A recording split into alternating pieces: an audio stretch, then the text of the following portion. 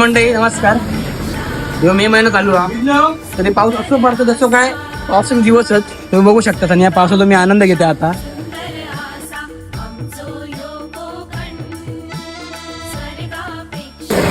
किती भारी वाटतं ना कोकण प्लस पाऊस आणि अशी विंडो एक नंबर.